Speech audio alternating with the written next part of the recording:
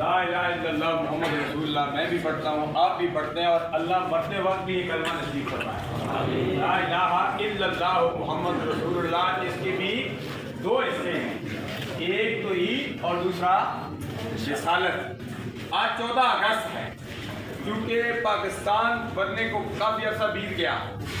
14 اگست کل کا دن تھا۔ پاکستان نے کل یوم آزادی منایا کہ اللہ کا شکر ہمیں اللہ نے پاکستان پیارا وطن دیا۔ آج انڈیا یوم آزادی منا رہا ہے کہ اللہ وہ اپنے شکر ہو پر وطن ملا ایمان، اللہ اپنے وطن سے محبت کرتا ہے، ہم پاکستان سے محبت کرتے ہیں۔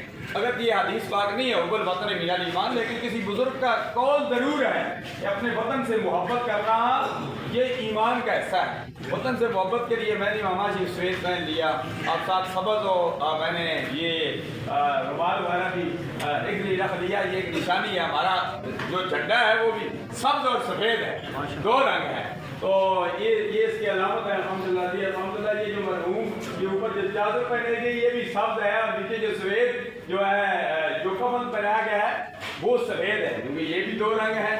تو ہم بھی کلمہ پڑھنے والے ہیں لا الہ الا اللہ محمد رسول اللہ، جس کے دو حصے ہیں۔ دعا کریں اللہ تبارک و تعالیٰ مرحوم کی آنے والی منزلیں آسان فرمائے۔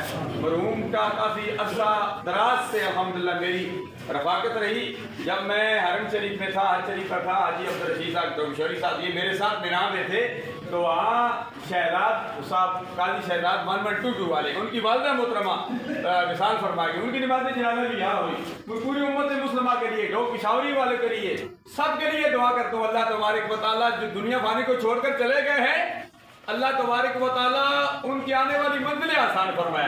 ڈاکٹر صاحب غلام صاحب کی والدہ محترمہ کی نماز جنازہ میں نے یہاں پڑھائی تھی، مجھے اچھی طرح یاد ہے، جن کی نماز جنازہ پڑھے ہیں آیا ہوں، پوری امت مسلمہ کے لیے دعا کرتے ہیں یا اللہ پورے امت مسلمہ کی بخشش فرما دے۔